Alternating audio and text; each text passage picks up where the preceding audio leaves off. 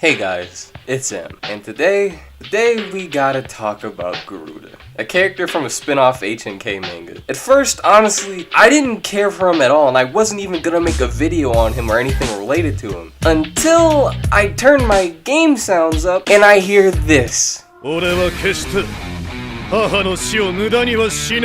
got my man Jotaro/Daisuke Ono to voice Garuda. This is literally the only reason I became interested in this character at all. So I went to go play his event, which summarizes and goes over what happens in the spin-off manga he's from, and it's not great. I know I didn't mention this video in the list I gave in my update video, but it caught me so off guard how this manga is written that I thought it'd be a needed detour. Now, what's wrong with Garuda and his manga? I thought instead of me just flapping my gums about it, I thought we could go over it together so we can all come to our own conclusions. But before we start, since I'm going to be summarizing a lot of what happens, let me give you a quick rundown of Garuda himself. He's a forgotten star, similar to Ryuga with his own fighting style. He has some personal beef with the Nanto General and is apparently really strong. Perhaps a little bit too strong. His design is very HNK2-esque. You can definitely tell he's a spin-off character. As compared to everyone else in HNK1, he doesn't really fit, especially with all the colors that come out of his character. There are a few other things I want to talk about for this character in manga, but we're gonna have to get into the story for that, so without further ado, let's get right into Garuda's manga. We start off with Garuda beating up some of Keno's forces and we get his design partially revealed to us. We then find out that he wants to defeat the Nanto General because she didn't help his mother or his people. As a motivation, it's okay. I didn't really mind it. It's a bit edgy, but I can accept it. We're then told he's wandering around trying to find the last Nanto General's base as his map appears to not work. How did he get a map to the last Nanto General, you may be asking? Well, while he's walking around and cuts to him getting the map from Oigar that appears blank, like I said earlier. Remember this, because we're going to come back to this very soon. Oigar, one of Ro's forces, had a map to the Nanto General. One we can presume they've had for a while. Just write that down in your little notebook. Going back to him in the present, he walks around angsty for a while until he runs into Yuza, who's casually pissing off of a balcony and was apparently just trying to piss on him for some reason. Oh, Yuza. You're a fucking asshole. Yuza teases Garuda for a bit and then they fight before Yuza just kind of memes out of the way and leaves Garuda. Garuda gets frustrated and for some reason looks down at his map and he notices it leads directly to the Nanto General's tower. How is this map not blank now, you may be asking? Well, he's standing under the one hole in the roof while the star of the compassionate mother shines down on his map, of course. What? Bro, what are you talking about, man? Yes, Gary Stu over here, through a heap of plot convenience, stumbled upon the location of the Nanto General. Bullshit. I can't believe that Ro would stumble upon a map to the Nanto General and then not put that thing through every kind of testing imaginable. It's such a random fucking thing to trigger a map. It might as well just be a COD Easter egg. They even acknowledge how bullshit this is. Let alone, I can't ignore that they just made up a MacGuffin for Garuda here to stumble on. I could probably make a whole video about this chapter and how much this part pisses me off alone, but let's continue. So then he just shows up at the Nanto General's fort. No, I didn't cut anything out. He literally just kind of pops up there. And then quickly cuts back and apparently Garuda joined Ro's forces and copy and paste Ryuga's reasons for joining. Even though I really don't think they fit his character at all, but whatever. We got an even bigger problem because we're told that Ro knows that Garuda knows where the Nanto General is. Which is, oh, I don't know, the whole fucking plot of the latter half of HNK1? The story's placement in the timeline is right before Ryuga's arc, as they say that the last Nanto General is the only star of Nanto remaining. So why the fuck does he not rate it right now? Like seriously, this asshole could have skipped 2 arcs if he apparently knew about this early. Why doesn't Ro just come here and go, "That's cute, Garuda. Anyways, move. It's time for the adults to handle things." Or just come with him and destroy everything right now. I simply just don't believe that Ro would just let this slide and leave it to Infinite over here. The worst part about this plot hole in this story is it's entirely unnecessary. Ro is only in 1 page of this manga and his army doesn't even help Garuda with his raid or show up in any part past this point. So I'm really trying to figure out why the writer even thought it was necessary to mesh Garuda with Keno's army. But whatever, let's just continue. When he reaches, he runs into Huey's army and eventually Huey himself, who I must admit looks pretty cool in this art style. I guess it's time for some Huey action? I admitted in the other video I think Huey was really underused and I can't wait to see what he does. What the fuck, guys? He insta-claps Huey? Huey gets no damn love in this series. All Heavenly King Garuda over here one-shots him too. I know we have to make Garuda matter, and Huey and canon kinda sucks, but this blue-balled me really hard. Why even make Huey a general? If he fights anyone with a name, he's gonna lose every time, apparently. Also, after he loses, Garuda spares him as he pities the people who serve the Nanto general. The real reason is the writer noticed he can't kill people, as this is technically a prequel, so they had to write a way around it. He then begins killing Huey's army members and everyone else that's not named serving the general, so it's not even an excuse they kept up with, but let's keep going. Rihaku is a bit startled by the fact that some Nanto user is coming after the Nanto general, so he whips open his book of stars that I guess he just has and begins reading. But oh Pog, Shuren's here! I can't wait to see what... okay, cool, okay. He stalled long enough for Huey to get here. Now he's about to get up. Look at this cool ass panel. I can't wait for it. What the hell? Why are these losers even in this story? They're literally only here to boost egos. Many people I've seen talk about this mention how this is just a repeat of Ro's assault and it's just lazy. Well, that's a part of it. The main issue is Ro was built up to be this ultimate menace, and we've seen his strength time and time again, and we know he's an absolute threat. When it's Garuda, nobody cares. It's just some guy that someone made up to just shit on everybody. It makes them both look even more incompetent than they did when they fought Ro, who absolutely shit on both of them anyways. And it just makes Garuda even more unlikable, because it doesn't even feel like he's really earned the ability for us to think that he's casually shafting these two. We see Shuren sound like a little bit of a bitch, and then we cut to Fudo, who's on his way. He then runs into Yuza, who says he doesn't want to fight for the general anymore, which is the only thing this manga does that doesn't cause more questions than answers. It can somewhat explain why Yuza wasn't with the other Nanto chariots when Ro comes around. I wish it wasn't in this manga in particular, but I think it's only fair to give props when necessary. So Fudo heads there by himself. We then cut to Rihaku finding Garuda's star in the Nanto dictionary, and Garuda feeling sorry for people who serve the general. He eventually stumbles into Rihaku, and after giving an angsty speech, he steps on one of Ryaku's traps. And since Garuda's just the coolest guy ever, he's pretty much unaffected by all of his traps, and even catches himself on the falling floor that worked on Ro. After Garuda gets up, Rihaku prepares to fight. Oh boy, I can't wait to... I'm not gonna use that joke 4 times in a row. To be fair to Rihaku, he actually throws hands unlike the other two. I actually got my hopes up for him to win, as he was landing some real good hits. And in the final panel, I felt like if he pulled his arms up, he could have just cut through Hyo's strife here, but you know. Gotta remember, we aren't reading Rihaku Gaidens, so after all the cool shit he does, Garuda instantly drops him. Just as a note, past this point I can't find a single website that goes past chapter 4 in English, so I'm gonna have to use the summary that they give in H&K Legends, so I'm basically gonna be summarizing a summary for you guys. While Ryaku's on the ground, he tells Garuda his mother wouldn't want him to attack the Nanto general. Garuda gets mad and prepares to kill him, but then Big Cheese Fudo smashes through the door and prepares to fight him, along with Huey and Shuren, who both crawl up to their feet again. Garuda then proceeds to beat all of them at the same time.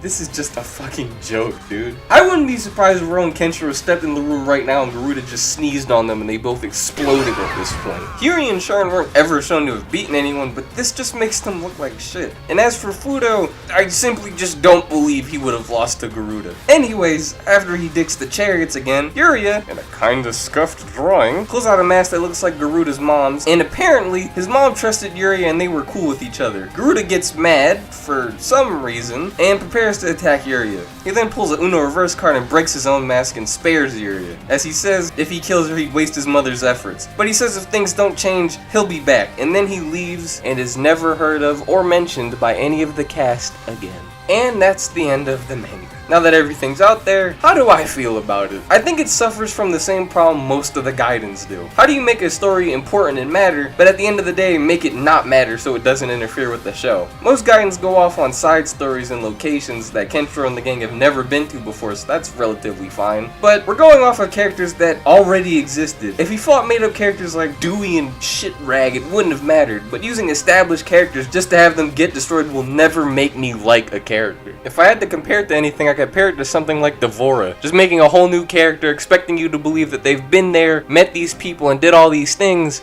but that's just not what happened. The other thing is, unlike most Gaidens that use established characters for prequels and therefore had to tie back into the main story somehow, this one literally had no reason to attempt to do that, so I'm not even sure why they tried to. I also hate how they just made things happen for Garuda. He lucks into the map of the Nanto General. He lucks into Ro not stopping him for some reason. He lucks into also not running into Kenshiro for this whole manga, because honestly, I think he would have made it end really fast. Honestly, it would have been funny if this whole thing happened a bit later. Could you imagine if he announced he was gonna kill Yuri and he looks back and it's just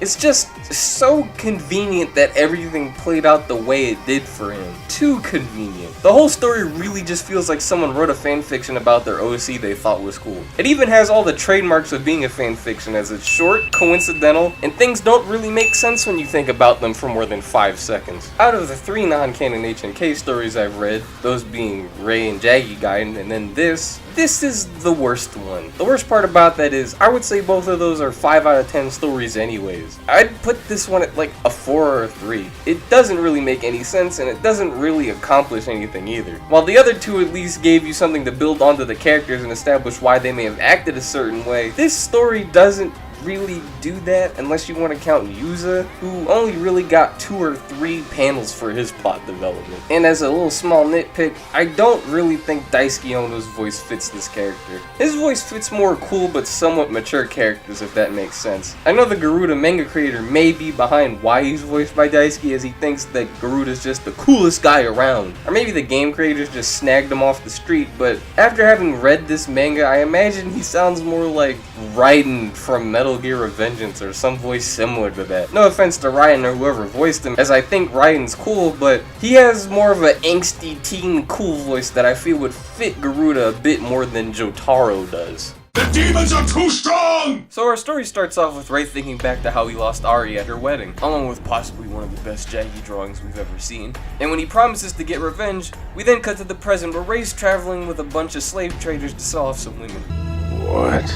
No, alright. I know that sounds bad. So let me specify. This book's set before the events of HNK 1, so he's still in his whole angsty phase about the losing his whole sister thing. And he's doing some less than admirable actions at the start of this book. The kind of things that you would believe early Rei would be doing. Rei's traveling with these slave traders because he knows there's a chance he'll run into whoever has a sister by traveling with them. He says he'll protect their lives until they reach the town they're gonna sell the slaves at. When they reach, the buyer starts some problems, and when Rei's called in, he betrays the slavers he was traveling with and says he only serves the strong. After that's all dealt with, he asks the buyer if he knows where his sister is. After name dropping Rei's next destination as Garzul, he says something about Ari and Rei insta-kills him for it. Then he says he won't give up faith in finding Ari before heading back out into the wasteland. If you're wondering what happened to all those slaves or if Rei helped them, nah, he just left them where they are. This is still angsty Rei, so he just leaves them in the middle of his angsty Linkin Park speech. Some bandits stumble into Rei and his looks alone scare them off. They drive away on their motorbike while Rei runs after them on foot, Roberta style. And while they're driving, they see some random woman in the desert, so they try to snag her, but surprise, it's a little dude with a crossbow. So after the bandits are dealt with and the little dude stating that the loot's theirs, they threaten Rei by saying they know Nanto. They talk for a bit with the little dude saying his name's Yu, and that he's also headed to Azargul. So after Rei threatening a literal child, Yu says he'll take him there, and begins explaining Azargul is like a prison for women, and it's a bad place. We then get a little traveling montage of them heading to the city. So as you can guess, Yu's gonna be our discount bat for this story. As for the story itself, other than Rei angsting, it's a little bit dry at the start, but I assure you it's gonna start picking up. If that's a good or a bad thing, you'll find out for yourself real soon. So Yu and Rei reach the city, and Yu states it's the red light district of bloodshed, with its reputation meant to exceed Cassandra's. Which, because from what we saw of Cassandra, I don't know if I believe that, and from what you're about to see, I don't know if you'll believe it either. Anyways, Yu warns Rei how dangerous the city is, and then they both get inside and... well, I guess he did say it's the red light city, so this does make sense. So after I almost called Chris Hansen on these two girls, Yu blurts out they're here to sell their skills. For some reason, because it kind of doesn't make sense in this context, but whatever. The Goon Squad rolls up and challenges Ray, and as he asks if they've seen his sister, they make some rather tasteless remarks. Just gonna pause the recap here and state in this book, it 100% sucks to be a woman. I can't really get into it yet, but there's a few good reasons I mentally call this Ray do of a healer. So back to the story. Before Ray can fight all these guys, a bunch of women known as Eva's Valkyries break up the fight, with their leader Frida asking if they can buy Ray's skills and also stating that they work for Queen Eva, the ruler of Asgard Zul. Frida says she'll guide Ray around the city. She starts expositioning and they end up in a bar. They then start negotiating about buying his skills and Ray simps asking for girls as payment. Frida says he can have anyone, or even her, which kinda weird for basically the Queen's Royal Guard to be offering Punani on the first time she's meeting Ray, or anybody to be honest, but whatever. But Ray wants that high tier and he wants the queen. While they're talking, she strolls up and pretty much says, yeah, we can bang. She pretty much says she banged a few of the Nanto stars, and then after a very, I could tell this story was written by a guy line, I didn't expect any of this when I opened this book. So after Ray pretty much gets a post-nut nap, he finds out Eva's been murdered! Yes, this character really did only exist to drop some spiritual lines and then die. But regardless, Ray's trying to understand why Eva's dead as he doesn't remember killing her at the end of their fun time session. The Valkyries eventually arrive, which I really don't understand because that's implying that they left the door unlocked seeing as they didn't kick it down, which is kind of weird in itself that someone can just have sex with the queen and the door would be unlocked. But you know, whatever, let's keep going. And they get mad at Ray, who just stood there like a doofus until they arrived, I guess. And his only defense is, it wasn't me. The Valkyries attack him, and Ray rips their clothes off. Honest to God, us HNK fans are lucky this manga isn't well known. Scenes like this would have gotten us splattered on Twitter. So anyways, the naked Valkyries attempt to scuffle with him. I'd show you the scene, but I honestly don't trust YouTube to not screw me over. Until he jumps out of a window and goes into hiding. A manga where the main character does a heinous crime to a female queen involving specs that leads to them hopping out of a window and sneaking around the kingdom? Sounds kind of familiar, but I'm not sure why. So anyways, the Valkyries wound on Ray makes him pass out, and then we get a flashback to his youth and his training, while his little fangirl watches. What's her name? She's so relevant to this story, I forgot she existed, so honestly, you don't really need to know. When he finishes standing on spikes, young Yuta appears. She was there too, I guess. And of course, since it's Yuta, they almost fight, but Ray's current master Rufu and his wife Rinri show up to break up the fight. Since I'm trying to keep these flashback sections short, Rufu says Ray needs more training and orders him to stand over the Cliff of Darkness. What's the Cliff of Darkness, you may be asking? Ray stands over a cliff, and it's dark. He has to stand there for 10 days. Yuta tries to get Amoeba to hurt Ray. Ray falls and Rinri saves him. She basically says you have to learn the two halves of Nanto. Basically like the hard and soft fists of Hokuto. She teaches him her soft style. Ray goes back to complete his Dark Cliff training. Amoeba jumps him and gets ultra instincted. Ray finishes his trial and presses Rinri and Rufu. And Yuta has a quarter-life crisis. After all that, Ray wakes up to a mysterious woman, which is revealed to be you on the literal next page. So I'm not sure what the point of the one-page cliffhanger was, but whatever. Ray tells you what's going on and that he killed Eva. While they're discussing leaving, these guys show up and slap you. Ray bodies these invaders and their boss seems to get cocky. Ray reveals the mysterious man's face and it's...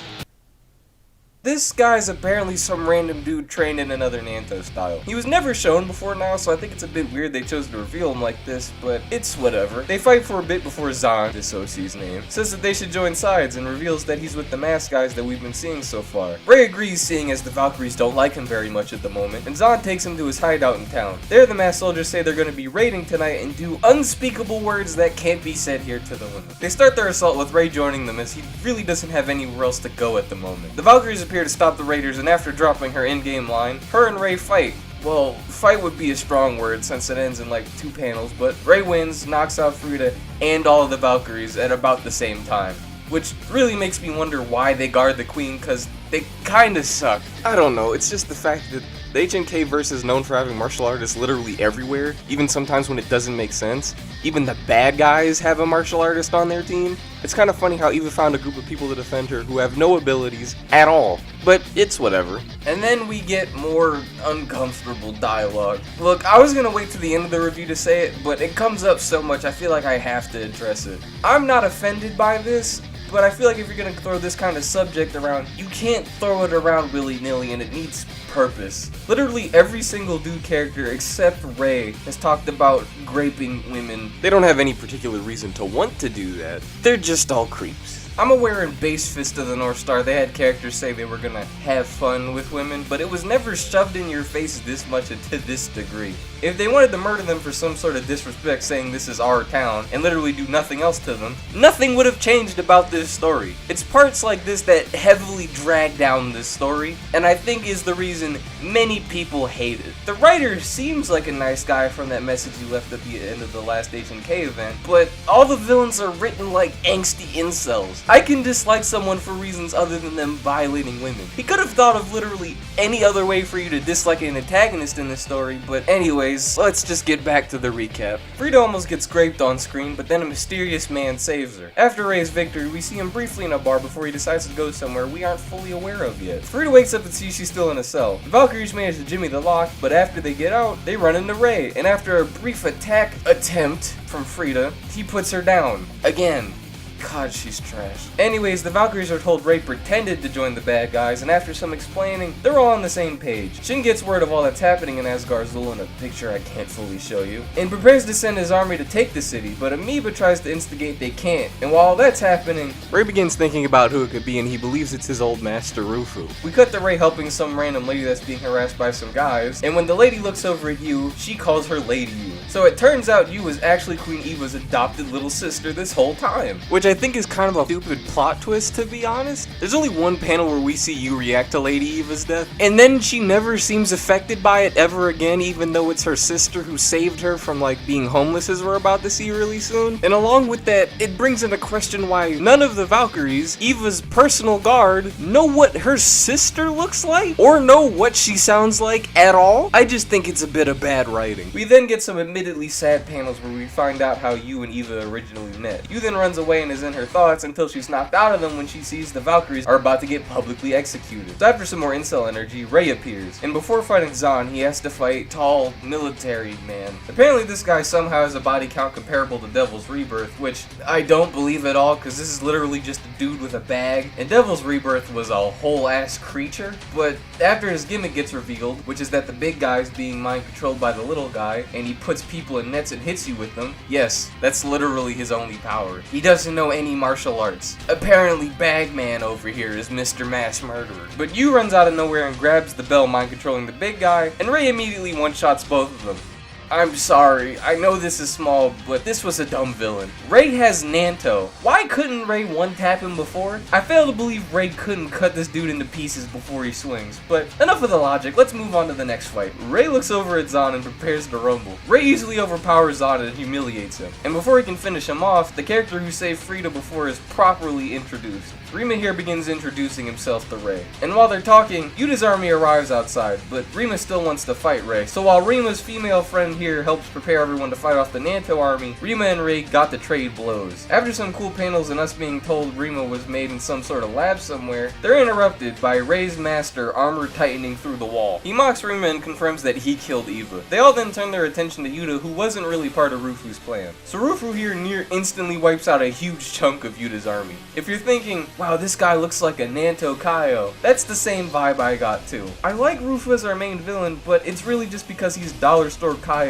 and he's just riding off of normal Kaio's coolness. Anyway, this is where the book starts to feel really bloated. To be honest, both Ray and Rufu are right here. Their final fight could have been right here, and I know we'd missed some of that sick original Ray Gaiden lore, but meh. And it's really bad I'm starting to feel this right now because there's like 20 or so more chapters left, somehow. So like every anime villain's first encounter, Ray gets immediately one-shot shafted. Rufu spares him because he's too weak to kill, and then he just kind of fucks off. We get the scene where the main characters begin talking about how big and scary the villain is. Then the main Nanto stars and this guy discuss what they should do and decide, we could just let Ray handle it. We get some conversations about Yu becoming queen, along with arranging a celebration for Eva's legacy, but as they're doing that, Rufu just sits on his chair and prepares to crash it.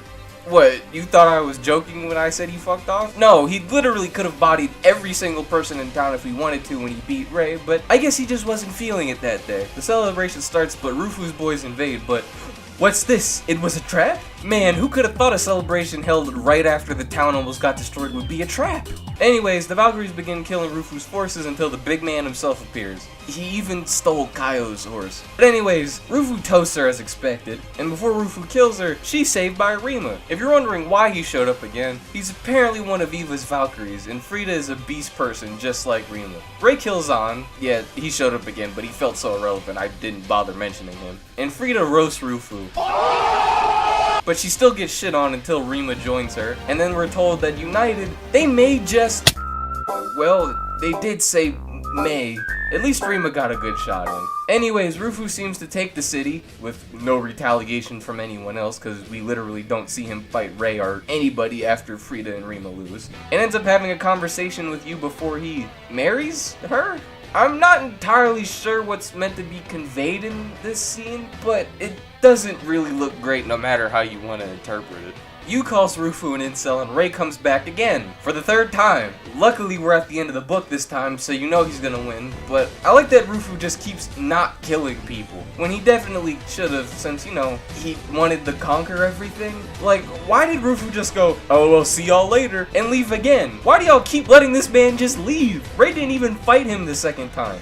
But it's whatever. We get anime scene 207, where everyone begins hyping up the main character before they fight the big bad man. We see everyone set up for Rei and Rufu's fight in this pit, with all the Nanto stars showing up and even Rao appearing to watch. Wait, how is the Nanto general here if Fury is still with Shin? I'ma give the writer an excuse in saying that's just someone pretending to be her, but it's a bit odd they didn't just put Rihaku here so I wouldn't even have to think about that. Back on topic, Rei finally arrives and our final battle begins. As for the fight itself, it's pretty okay. The only problem here is that it has agnologia syndrome. Rufu here literally one-shot Rei 3 days prior. Now all of a sudden we're supposed to believe he can even stand a chance against him. I don't believe he just suddenly got tough enough or fast enough without training to even pretend to fight Nanto Kaio here, but whatever. He goes right into getting mad, and Angry Rei does this. Keep in mind this is meant to be pre-HNK1 introduction Rei doing all this crazy OP looking shit. But while Rei's acting wild and unable to get any hits in, Yu jumps down and almost gets killed, which brings Rei back to his senses. So in short,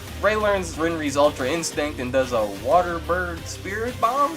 Despite how cool it looks in that panel, it's just the thing he does to Yuta in the show. Either way, it hits Rufu and Rufu ends up dying, and the next day, Rei prepares to leave, but not before cutting up Yu's clothes. It then cuts to Rei's first appearance that we see in HNK1, and then the manga ends. Okay, well, that happened. While I dabbled in my thoughts here and there in the review, I feel like I got a few more things to say about this book. It's a lot worse than I remember. I'm not gonna exaggerate and go, oh, it's the worst thing I've ever read in my life, like a lot of people seem to say, but it definitely has issues that I blanked out before. Mostly just how many times that rape is mentioned or implied. As I said earlier, it's just thrown around. They focus on it too hard when it really didn't need to be involved in the story at all. I guess the end of the world and all, so I'm not saying I don't get it for a group of post-apocalyptic villains to do that kind of thing, but it doesn't need to be hammered over and over again that that's what's gonna happen, and it drags the story down. And keep in mind, I cut out a lot of instances where it's mentioned. Second, this book is long. It's entirely too long for its own good. While I don't like Garuda Gaiden, at least it was short. A lot of this story past chapter 20 felt bloated. Like, if you crammed the final Rufu fight into his first appearance and still made him fight everybody else in the town that he fought in the other two fights, I don't think you'd miss much. I think there's nuggets of a good story in here, but it feels failed in execution because of its length. Like I said, Rima and Frida are cool in concept. Rei helping an all-female city could have been cool, as we saw the lack of respect he seemingly had for them in HNK1. And seeing him defeat his corrupted, stronger master for succession could have made a good story, but it's fumbled by just how much fat was in it. And what would we have really missed? Some sick Rima Frida lore? But who cares? Back to main complaints. Third is, I guess I have to solely base this off of Jaggy Gaiden now. The thing with Gaidens is, given that they're prequels, it gives you a solid chance to explain why certain characters acted certain ways when we get to the main story, which I do think is pretty cool, but Rei Gaiden doesn't really do that. You'd think after working with all these female characters, Rei wouldn't be so damn creepy at the start of HNK1. You'd probably also think he'd be way stronger than he was in the main story if you just read this Gaiden, since it's apparently placed before Ken even kill Shin, but no. If anything, he feels somehow weaker in the show than he does here. There's no takeaways to his character because other than the cross-dressing thing he does one time in the show, it feels like across this whole journey, he hardly changes, making it feel somewhat pointless. I remember before I mentioned in the Garu Gaiden video that out of the 3 Gaidens I've read, those being Rei, Garuda, and Jaggy Gaiden, that both Rei and Jaggy Gaiden were 5s while I gave Garuda Gaiden a 4. That was wrong, and I'm happy a certain person argued with me so I had time to think about how I feel about these 2 books, as they thought Garuda Gaiden was better. I think both Rei and Garuda Gaiden are bad for different reasons. I can understand why people hate Rei Gaiden. As I said, the grapey undertones time and time again can turn people off instantly, but trying to not have that be the whole reason I hate it, even other than everything else I said, this book is just boring. Garu Gaiden just felt like they wanted an OC to be cool. It had a lot of tropes and stuff in it, and the main character was just shafting the opposition. It was annoying just because of the stuff I know about HNK, and knowing that things shouldn't have been going the way they were in that book, but it was at least short and to the point. To specify, I'm not saying Garuda Gaiden's a 5 or above, but if someone had to sit here and pick apart this whole Rei Gaiden book, edit the script, and make a video on both of these, I would give Garuda Gaiden a 4 and then give Rei Gaiden a 3. In my opinion, this book is not good at all. It could have been very good. There's a bunch of original characters and places to see, but it just wasn't handled well at all. There's another Gaiden story with a bunch of OCs that's great, and this isn't it. They fumbled way too much story for me to say it's good. I would never reread this manga. Not even for a haha it's bad or a funny panel or 2. I don't find it worth the time and effort of reading. I can somewhat understand why people like it as they latch onto those good nuggets about it, but I don't personally think they justify the whole experience.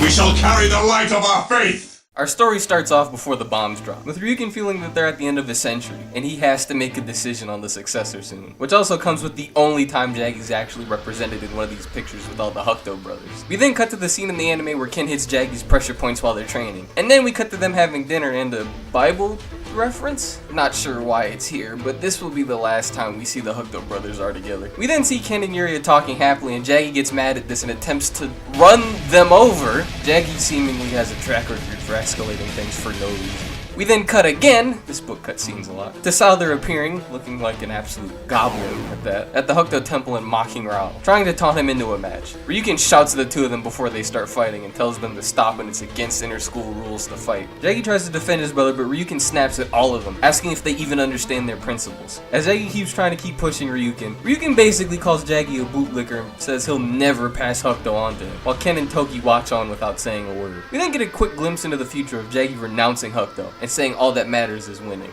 I like this small scene. It shows the problems Ryukin would have passing succession onto either Rao or Jaggy. Rao because of his headstrong, dominant nature, and Jaggy because he's a spineless coward, with the 2 people worthy of succession staying away from the issue entirely. Wish this was expanded upon a bit more in this Gaiden, but we'll get to that a bit later. We then cut again to Rao, who is absolutely tripped out by the way, confronting Ryukin. From here, it's pretty much Rao and Ryukin's final fight, along with Toki saving Ken and Yuria from the bombs. There is one unique scene that they added with the chariots going into action right after they see the bombs drop. The only other unique thing worth pointing out is in the final panels, where Ryukin says he's made the right choice in successor, but Kenshiro might need Rao's help to unlock his potential. Rao responds with respect for his father and says he'll gladly challenge Ken when the time arrives. In the final panel of this chapter is Ryukin happy Rao called him father, and he says he has no regrets. On to the next chapter, Yes, somehow, Ryukin, the previous successor, only gets a one-shot story, where other than some nice art, nothing is really added to the character.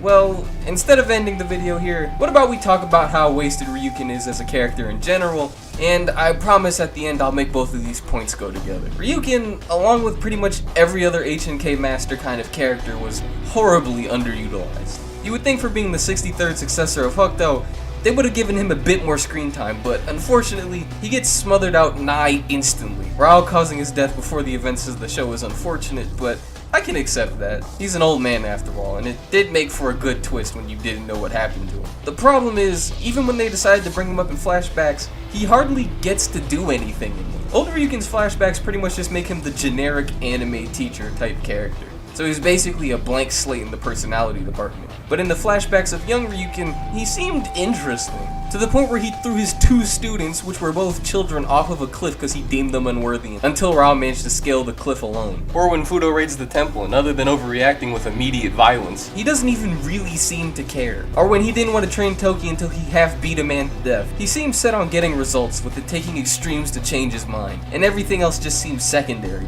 But somehow, maybe even accidentally, in earlier events shown before he was a teacher, he seemed to be a caring person, as evident in his flashbacks where he didn't want to fight Koryu or when he stopped Juke and showed him remorse. This character has all the potential to make for an interesting story, as even the small glimpses shown promise, since his entire younger life is a mystery to us, making it the perfect opportunity for people to tell us about him. But unfortunately, somehow Ryuken Gaiden is probably going to be the only spin-off book we get about him. It's pretty tragic that a book like Rei Gaiden could be made with 50 chapters, but a book about Ryuken, the in my opinion more interesting in concept character, only gets a single chapter. What's more insulting is they brought the artist from Jaggy Gaiden back, which probably has the best portrayal of Ryuken being an actual character. All this for them to do nothing of note with him or even bring up Jaggy Gaiden's events, but The Emperor is with me! So our story starts off with some rebels fighting against Keno's army. Things aren't going well, so one of their members runs off to find Juza. He manages to track him down, and So after Juza cools down a bit, Yan, the member who was sent to get Juza, manages to convince Juza to come help fight off Keno's army. Everybody pauses as Juza makes his very casual entrance onto the battlefield, but as they're talking, the commander of Keno's forces arrives. Someone said to rival the Man of Seven Scars, which almost immediately makes Juza want to fight him. As expected, Juza makes quick work of this commander and says he isn't in the same league as Ken before killing him along with all of his men with little effort. Then Juza gets swarmed by women and the rebels celebrate. Where did the women come from? I have no idea, with his biggest fanboy Yan showing his admiration for his hero Juza. I believe that the start of this Gaiden is a little slow, and a bit lacking as we'll get to in a bit. One thing is, Juza's acting exactly the way you'd expect him to act. Even as early as now in the 100 or so words I've told you so far, everything Juza's doing fits his character. This is already better than a certain book called Rei Gaiden where things just happen and there wasn't anything special the MC himself was adding to the story. This is a trend that you'll see throughout this story and I really appreciate it, but let's continue. Night falls and as the rebels are planning a raid, they get info that the Man of Seven Scars has toppled Cassandra. They're hesitant to call Juza about this, seeming to know that Juza will immediately go after Ken if he finds out, so they try to keep it a secret till after their raid's over. Yan hears about this and sneaks out to tell Juza. And after a brief talk about freedom and how Juza's one with the clouds, Yan tells him about Cassandra, which leads to Juza heading after Ken and unable to help the rebels with their raid. When the day comes, they all seem scared until Yan spills the beans that he told Juza and that they had no right to deprive him of his freedom. They take this about as well as you'd expect, but as they're stomping Yan out, they remember that they still have to deal with Keno's forces. People begin bowing out left and right before Yan decides to go off on his own to deal with them. His courage seems to inspire all the remainders to go with him, but when they arrive, they find out Juza apparently dealt with all of the army by himself before leaving. Yan gives a little inspired speech, and then he doesn't show up for the rest of the book. No, I'm not kidding. None of these characters will ever show up again. This is one of the weakest aspects of this book. The original story sections are carried by Juza, as the rest of the characters are pretty much useless plywood. They lack any characters, they don't really have much time to be expanded upon other than one character point, and they don't really get anything afterwards. This doesn't ruin the book, but it's very noticeable for these first 2 little arcs. Anyways, we cut to Juza thinking about hunting down Ken as he couldn't protect Juza's beloved, before we cut to him waking up with some woman and them just casually talking. Which turns into Juza spilling the tea on Kenshiro before he casually ends up heading out to Cassandra. Then he immediately gets attacked by a bear and falls off of the cliff. No, I didn't skip anything. This just happens. We then cut to a flashback of child Yuria telling Juza that she'd love to have a ring before Juza finds a nest full of jewels and grabs a ring to take to Yuri. The same ring we can assume he was catching as he fell. It then cuts to him upset about his father not telling him and Yuria were half-siblings, before we then cut back to the present where Juza's regained consciousness but is blinded, and the bear or some other bear is at the bottom of the ravine with him. After a bit of running, Juza seems to snap and turns to face the bear, but as he looks he sees the bear has 7 scars and this sends Juza into a fit of rage. He then brutalizes the bear before simply noticing it was protecting this area its significant other died at. And after apologizing and passing out, Juza wakes up in a bed next to a woman that says she'll address his wounds and give him a tour around the village she's in. As she's showing him around, she mentions that he must think of all of them as caged birds, and as they're talking, they walk past a group of villagers being rowdy and planning to sell off one of their own. As a quick note, this is Jan, or Yan, and this is Alyssa. Jot these down because these will become very important later, or at least one of them will. So as you can assume, Juza doesn't really like this too much, so he intervenes, which prompts Keno's forces to intervene, which prompts Juza to have another flashback of him talking to Rao with a very long chin on their head about Rao's ambition. Rao takes advantage of this point and asks Juza why he doesn't just take Yuria for himself, which seems to aggravate Juza into dropping a zinger of a line. Rao gets angry and prepares to fight Juza, but before Rao can do anything, Juza disappears. They both talk about their admiration for each other before we cut back to the present with Juza killing Keno's forces. He yells for Jan to escape, and as he is, the woman from earlier offers to help. Surprise, she's evil! And dude, even worse! But anyways, Yona here ends up telling Juza that they have a plan to destroy the hope of the village by having Juza get killed in an arena they have under the city. He then makes Jan stab Juza and Juza passes out. You might wonder why I said makes in quote-unquotes. Well, that's because there's not really anything here to stop him from not stabbing Juza. He could have literally just ran into the forest from here and Juza most definitely would have backed this play. None of Keno's forces have guns or anything to stop him from doing this, but instead of doing this very obvious tactic, or Juza saying anything, he wants to be cool, so he tells the kid to stab him. A little stupid, but let's keep going. This cuts to Salder and Juza having a convo. That doesn't matter so much, I'm just gonna skip it. And then we cut to Juza tied up on the floor, with Yona giving another hope speech before we then look at Jan and girl, I forgot the name of, fighting. For some reason, Jan's just turned into a murder monster Rima and is actually just trying to straight kill her. This character shift is so abrupt, I really thought he was a double agent or they secretly drugged him for something, but no. For some reason, all of his humanity just went out the window and he's on kill mode. We then cut to Yona's backstory where basically his father sold him as a slave, and when they finally met in this arena, his dad killed himself. Yona joined Rao's army and he hears about Juza and he wants to meet him as he believes he can change something. I don't know how in Rao's army Yona wouldn't have heard more about Kenshiro instead of Juza, since as we've seen, Juza really hasn't been doing too much other than smashing girls and occasionally helping rebels, but let's continue. Jan corners girl as Juza's distracted fighting and slashes her, but then finally comes to his senses and stabs himself just as Juza makes it to them. Juza then exchanges some words with this idiot and then he dies, with Juza alpha mailing past Yona and preparing to bury Jan. You may be wondering why I'm calling Jan stupid. Well, if he didn't immediately turn into a Terminator the second he stepped in this arena, no one would have gotten hurt. If he stopped for even a little bit at the start and cried or showed any human emotion, Juza would have reached them in time. If this was some random person or one of Keno's forces, maybe I'd accept him going knife crazy, but him going gamer mode against the only character we can assume he has ties with just doesn't make any sense to me. But the little plot device served its purpose, I guess. After finishing burying Jan, Yona appears and the girl tries to stab him. Juza blocks the stab with his hands, and then we cut to a flashback of Jaggy bullying Yuria and Juza beating the dog shit out of him before Yuria stopped him. As Yuria's about to explain why she stopped him, Jaggy pulls out a knife and prepares to stab Juza?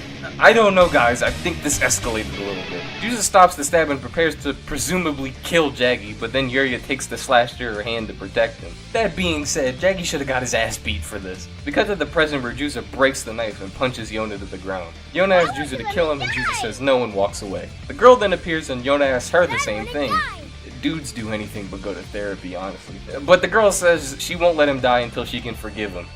Did you enjoy that story? I hope you did, because it's being packed up and sent to the middle of nowhere, just like the first part, because it literally didn't matter, because we're never going to talk about this ever again. To be fair, I think it gets better past this point, but neither of these parts do anything but just let Juza be cool. I wouldn't blame anybody for dropping this book before seeing the better parts, because these first two mini-arcs are not really that great. As I said earlier, Juza's heavy carrying the story so far. You got two interesting flashbacks, and you know Juza doesn't really like Ken, and that's about it so far. It's cute, but if the rest of the book was like this, I'd give it a 4. Luckily, it's not, but this opener is really bland. I'd be surprised if a lot of people made it past this point if they weren't already a Juza fan. Then back onto the story, we cut to Juza kicking down a door as he hears a kid screaming for help. She wants help since her brother apparently hasn't said a word since yesterday, but when surrounded by Juza's Chad energy, she manages to squeak out a sis, and Juza smiles knowing he's about to kill both of these kids. Just kidding, that doesn't happen, but like, seriously,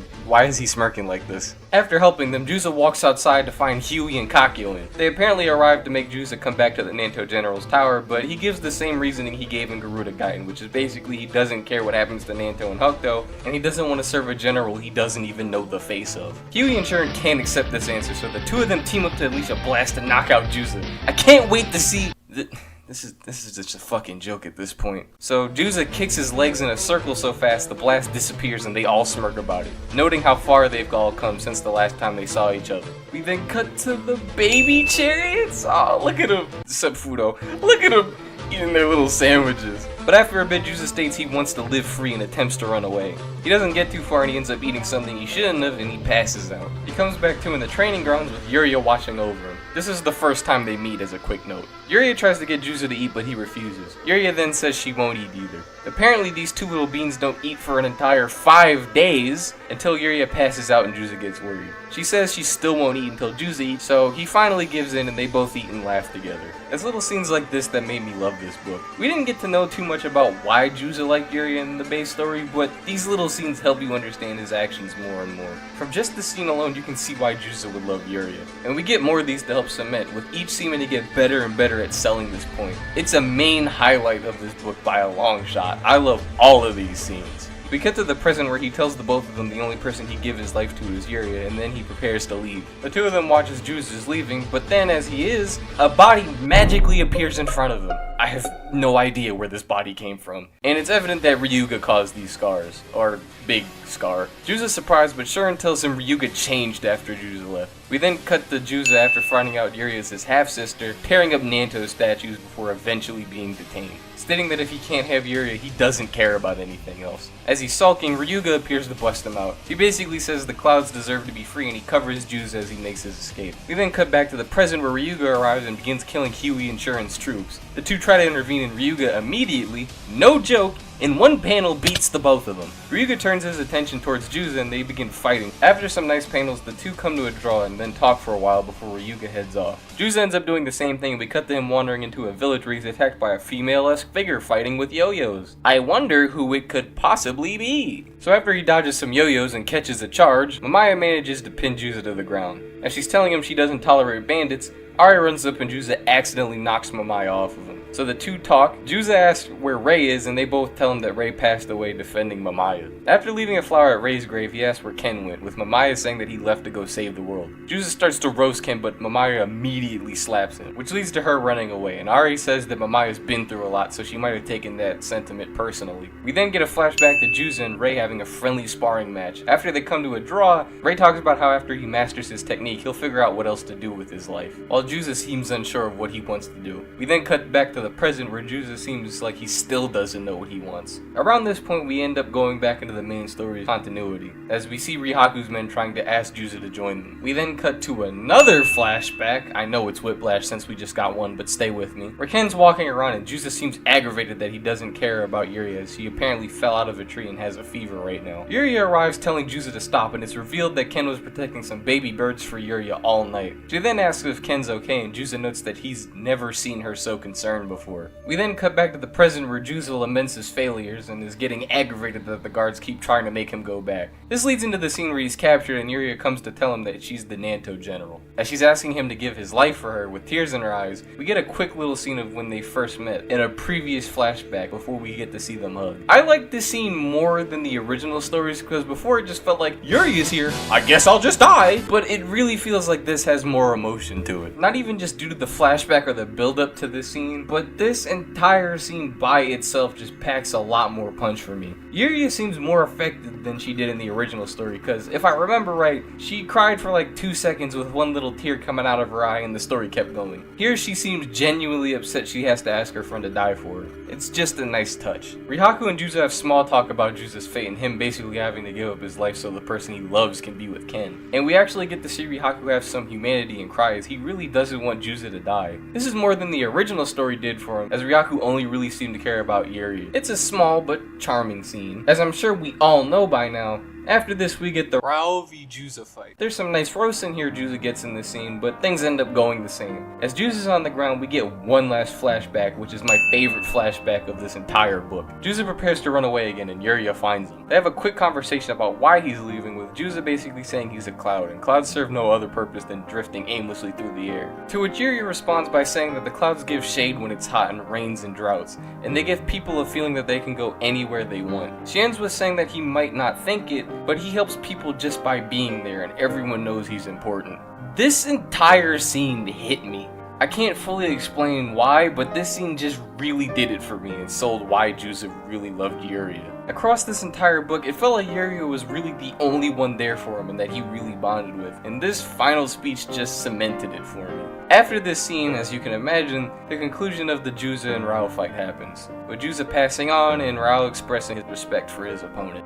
The last few panels are everyone feeling that Juza's passed away and Yuria crying over his death, with our final panel being Yuria and Juza as teenagers running around in a grassy field having fun.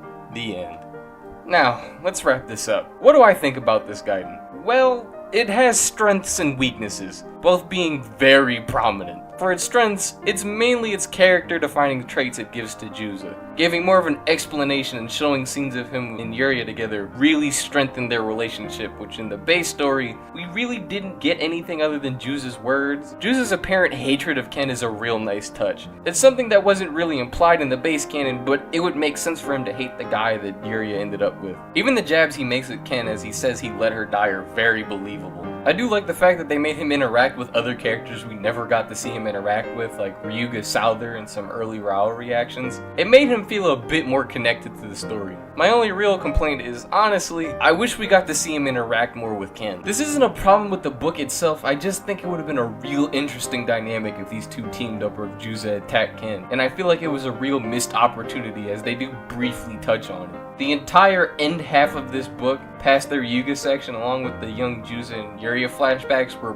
peak Gaiden writing. My belief is if you're writing a prequel type story for one of these characters, you have to let me walk away with more knowledge for these characters and why they acted a certain way. I also want to know how they would have reacted to other canon characters or their thoughts on them. Make me really understand who the author was writing about, and for the end half of this book, it accomplishes that. I walked away with way more Juza knowledge than I started with. Way better than some other stupid Gaiden about Rei where his character hardly changes, although the book is 8 times the size of this one. As for the weaker aspects of Juza Gaiden though, the entire first 2 non-canon sections where Juza's just dealing with the rebels in Jan, you really don't care about those characters at all and they don't give you a reason to. Juza was the only well-written character in those scenes, so everything else was just kinda boring. I'm not gonna lie to you, I debated dropping this book after the Yona section because I was just so bored of it. It just felt like generic anime film. As I said earlier, I wouldn't blame you for putting down this book at that point because of how bland it is. It's not bad, there's no angry trigger like Garuda magically finding a map that leads to the Nanto General's tower. It's just nothing of substance at all. I kinda wish the writer focused more on the dynamic of Juza disliking Ken and having him interact with some more of the canon characters. Or maybe just having one of them change his mind about Ken, because honestly, that's what I thought the Mamaya and Ari scene was going to be, but it was straight glossed over because Ari goes,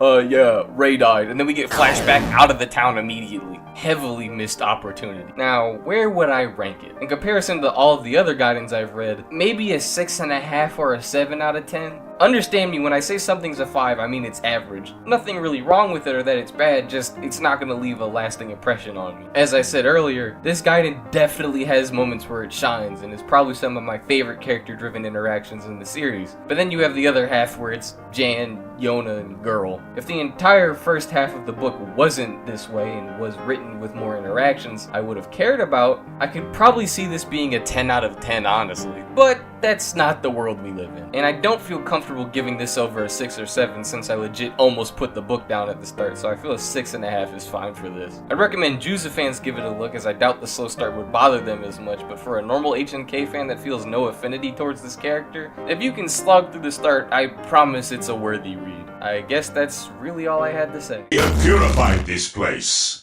Our story starts off with Jaggy doing Jaggy things like terrorizing villagers and Ken wanting to come after him. Simple stuff we see in the base canon. The main reason I'm pointing this out is because there's one thing really different about this book that I want to talk about as soon as I can. The art style. You may have noticed in other Gaidens I never really talked about art style because usually I personally don't mind it, but Jaggy Gaiden's art style is very different. To the point where I can see it turning off a lot of people. It's very abstract looking, with a lot of characters looking very long or ugly or strange, for lack of better words. I think the ugliness and grit fits Jaggy's personality as a whole, but I can understand why a lot of people dislike it. But back to the story, we cut to a young Jaggy talking to Ryukin. In short, Jaggy's being picked on because he's an orphan, and Ryukin says it's up to Jaggy to establish his own value. And even though they're not blood related, their father-son relationship is stronger than any other. Jaggy then goes back to the people who are bullying him and beats them up for talking about his father. Afterwards, we see Jaggy come home to be introduced to his new brothers, and is told that Ryukin will be devoting his life to training these two in Hokuto Shinken. Something Ryukin apparently never told Jaggy of.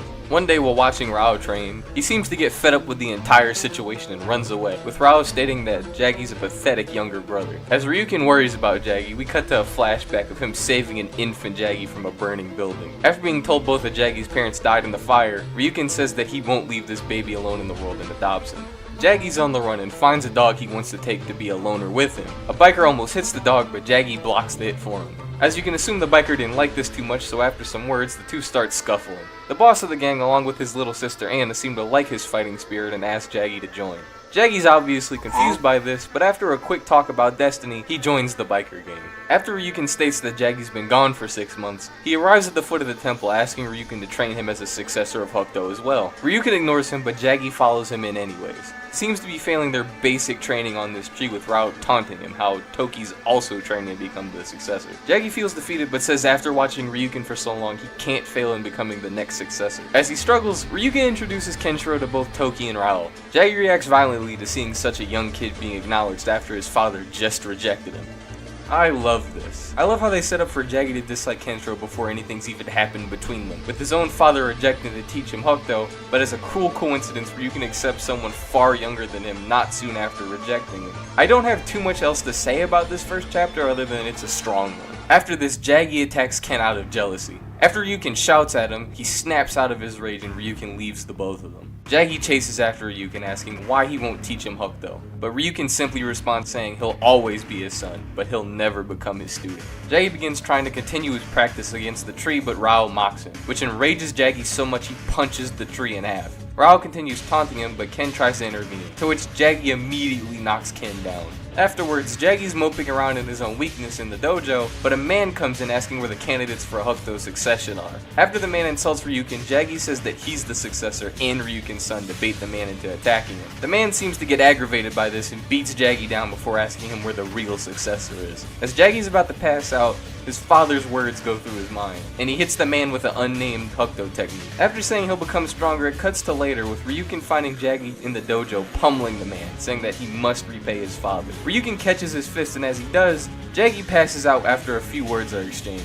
When Jaggy wakes up, Ryukin tells him from this day forwards, he will become his pupil. We cut to a bit later where Jaggy and Ken seem to be training. It seems evident that even this far back, Ken's skills are far beyond Jaggy's. This leads to Jaggy snapping, and instead of hitting his training pressure points, Jaggy grabs Ken's throat and threatens him. Ryukin breaks up the two and seems disappointed in Jaggy. The cool thing about this scene is while Ken's trying to simply land a punch to complete his training, it's an extreme contrast to Jaggy, who seems like he'd rather just beat down Kenshiro through any brutal means necessary. After all this, Jaggy still seems mad that Ken's better than him, and he runs back into Anna, which seems to make his day for lack of a better word.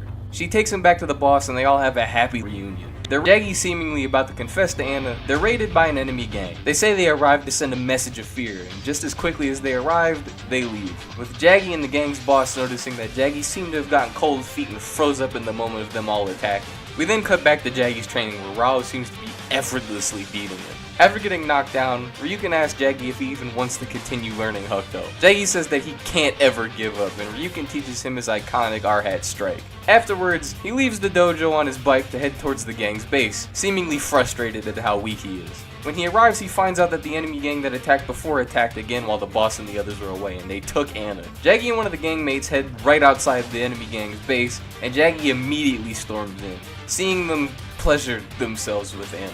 In a fit of rage, he beats all the gang down easily and saves her, saying that it's gonna be okay and he's become stronger than he even realized. We're then taken to the next day where Yuria pleads with Jaggy to go see Ken as he's at the inter-school match. For those of you who don't have the entire show memorized, it's when Shu gave his eyes to spare a young Kenshiro in his match. There isn't really too much to talk about in the match since it's about the same as the show, except for them mentioning that Rao forced Ken to fight. Jaggy seems a bit annoyed that they took Ken instead of him, but no one really seems to pay him much attention. Togi then has a small talk with Iria about how important Ken's going to be, as he saw the potential in him.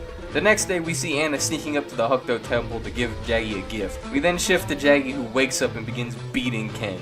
Still mad that he wasn't chosen to represent Hokuto, but Ken was. The brothers take Jaggy away from Ken and Rao begins berating him, with Anna hiding behind his pillar, seemingly getting upset for the way that they were talking about Jaggy. After they leave, Anna appears in front of the distraught Jaggy and gives him a speech. And after hearing her and thinking back on how he wants to impress Ryukin, he seems to bounce back pretty fast. You may have noticed I haven't interjected in a while. Really because there's not too much to say right now. The one thing about Jaggy Gaiden is there are a few slow character building moments, and these chapters are those. Not that these are bad or anything or a complete crawl like a certain other Gaiden. There's a few good character interactions here and there, but there isn't really too much new I can say since I already mentioned I like Rao's characterization, and I like Ryukin and Jaggy's relationship in this book. If I had to point out two things though, I do like the fact that Ryukin secretly was the one who taught Jaggy Arhat Strike, and I really do like Anna's characterization. Not that she's some amazing, outstanding character, but she's the only Gaiden side character who passes as an actual character. I get why Jaggy likes her, as she found him at a low point, and I get why she's somewhat interested in him, as it's actually explained in the book.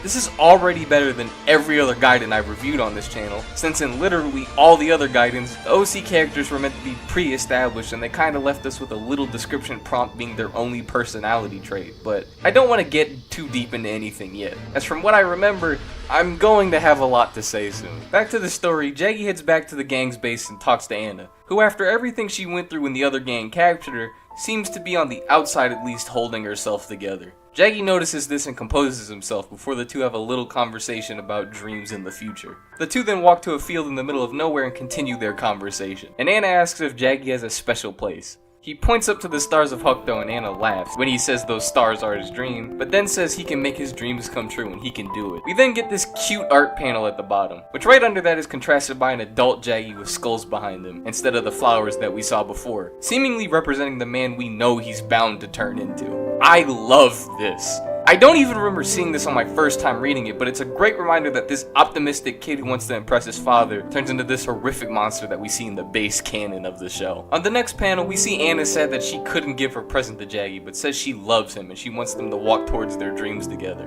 We then cut to Jaggy, who's just defeated Kenshiro, and he's gloating about his victory. Jaggy says that he should be named the successor, and Rao joins in telling Ryukin Jaggy's right and it's about time that he decides the successor. They all continue talking and walk away. Ken lies on the ground seemingly contemplating something, but as he is, Anna appears, slapping him and calling him a coward, asking if he can get away playing around like that. She goes on to say Ken's not helping Jaggy by holding back on him, and after their small talk, Ken says that he'll fight at full force the next time they spar. We then cut to the next training session where Jaggy's shocked by how well his brother is doing. Ryukin interrupts their fight and notices that Ken doesn't have an ounce of hesitation in his fighting. After the usual of Rao blowing him off, Jaggy runs away again, but this time we're told he disappears for 5 years. Anna seems annoyed and Ryukin seems worried. But when we see Ken training, Jaggy appears again. Seemingly stronger and a bit more confident, he challenges Ken and immediately knocks him down. Ryukin notices Jaggy spits darts at Ken and reprimands Jaggy, saying he's become so obsessed with winning that he's resorted to this, which angers Jaggy, sending him on a mad tirade about how he wants to abandon Hokuto and how Ryukin damned him to live a life of humiliation. While Jaggy's out brooding, the first bomb drops. Anna thinks it's a star, and since it's next to Jaggy, it must be hers, and she wishes upon it as it hits the earth. This will symbolize quite a few things moving forwards, but let's keep going. Jaggy takes the explosion point blank, and when he looks around, he sees he's the only person left standing nearby. He wanders around until he notices a group of people fighting for scraps of food, calling them pathetic and asking what's become of them. He then notices that the world's basically been reset, and he'll finally have the chance to be somebody. But almost as soon as that joy comes, he worries as he remembers Anna and is almost immediately concerned for her. Jaggy takes his motorcycle and rides down to their old base, but when he arrives, all that's left is a badly injured boss, who says that the enemy gang from before raided them and in all the chaos took Anna. Jaggy immediately takes off after her as the enemy gang prepares to grape her. As she pleads for a hero, we see Jaggy on his way to save her. Anna manages to free herself after knocking out one of the goons, but the entire gang sets out after her. Jaggy's still searching for her panic but can't find her. While Jaggy's still looking for her, they catch her again and all the gang proceed to take part with her. We then cut to Anna later at the Hokuto Temple stairs. She begins climbing and crying how she wants to see Jaggy again. When she reaches the middle of the stairs, she sees a figure and passes out. We find out that this figure was Ken, not Jaggy. Ken goes to help her, but when he reaches, she's already dead. Jaggy finds the two and immediately swats Ken away, asking Anna to stop joking and get up. After noticing she's not going to get up, he brings the dead Anna to the group of gang members with tears in his eyes and asks which one of them did this. This scene is probably what most people think back to on this book because of how powerful this entire section was. This story is how grape is meant to be handled in the story.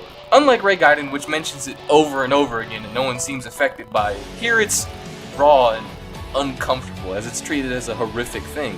No one plays it up for laughs or just as a little event. Even the artist, though I can't show you those scenes for obvious reasons, intentionally made them as uncomfortable as possible. You really want Jaggy to save her. It's traumatic, as such a horrendous thing should be. You really want Jaggy to find her and save her, but it doesn't happen. And as Anna's crawling up the stairs of the temple, it's hard to watch. I don't know how it hit you guys since you're just watching the recap, but this is probably the most emotions a Gaidens ever made me feel. This entire chapter is just painful to sit through. Not in a bad writing way, but in the way you really don't want to see any of this happen. And when she thinks she saw Jaggy, but she just saw Ken, it's horrible. The last thing she saw was the man Jaggy hated with all of his being. She doesn't get to see her lover in her final moments, and Jaggy discovers her dead body in the arms of his brother Kenshiro. It's powerful writing. Way more powerful than anything the other Gaidens seem capable of. We're nearing the end of the book and I probably shouldn't have even interjected here, but the writing is so good I felt like I needed to. We then cut to the Hokuto Temple, which is under siege by explosions, while Ryuken's shocked by what's happening. He wanders out to see Jaggy's behind the attack, demanding that his master choose him as the successor. Ryuken brings up the day he told Jaggy to call him master and apologizes. Noticing that if he had just kept Jaggy as a son instead of a disciple, things never would have gone this far. Ryuken appears to accept Jaggy killing him, but Kenshiro intervenes, beating Jaggy down just like he does in the anime. But when asked why he stopped by Ryuken, Ken says that he could never kill Jaggy, as he's his master's son, to which Ryuken looks hurt. Things go about the same way they do in the anime from here, as we immediately cut to Ken's final encounter with Jaggy. The only thing that changes is that Jaggy seems happy, as while he's dying he seems to envision Anna. And Kenshiro thanks Anna for giving him the strength to put down his brother. After all said and done, we get this final panel of Jaggy's helmet with two flowers representing him and Anna sprouting from it. And that is the end. Now that it's all over, how do I feel about it? I'm sure you noticed, unlike my other videos on Gaidens, I didn't interject any scenes to point out how stupid or boring they were. I just couldn't. Everything in this book felt like there was meaning behind it, and there wasn't a single scene that felt like a straight waste of time. Everything had a purpose, either in conveying character or moving the story forwards. This is what a Gaiden should be. A way to get you to think differently on a character. This story can literally shift the entire way you think about Jaggy. He goes from being a greedy asshole that only cared about himself in the canon, to a tragic villain who lost near everything and the last thing that he cared about was taken from him. On another note, Anna is the best Gaiden character, as I said earlier. She's definitely the best from the books I've covered so far. As I said earlier, she's actually built upon in the story, and we get to see scenes that make you like her. Unlike the entirety of Ray Gaiden, where every side character was bad, or Juza Gaiden, where its original characters were unironically the worst part of the book. Anna is so crucial to this story, it wouldn't work without her, and her death is probably one of the most uncomfortable things I've had to read in a while. Ryuken loving Jaggy as a son and being reluctant to even teach him Hokuto, knowing what it means for his fate, and then seeing their final encounter where it seemed he was ready to die for turning Jaggy into this thing, everything just worked. Every single aspect of this story just clicks. I feel the people who write this off as a sad story just to be sad only remember Anna's death. There's way more that this story adds to Jaggy as a character than just this moment. Let alone the story's based on one of the most insane, unforgivable characters in HNK. There's no way a story about him could have a happy sunshine and rainbows ending. Jaggy Gaiden's a story about a character who just wanted to be loved and appreciated, whose wish then turns into obsession, and after he loses everything, finally insanity. If you read this story by itself, it would be good. It works as its own narrative, but since we, the readers, most likely came from base HNK, we read this story from the start dreading how this boy who loves his father is going to turn into the most foul brother of Hokuto. The ugly, grungy art style encapsulates how ugly of a person Jaggy ends up turning into. Rao's interactions with Jaggy fits his character, and it gives us well-written interactions for two characters we never even really see talk in the main story.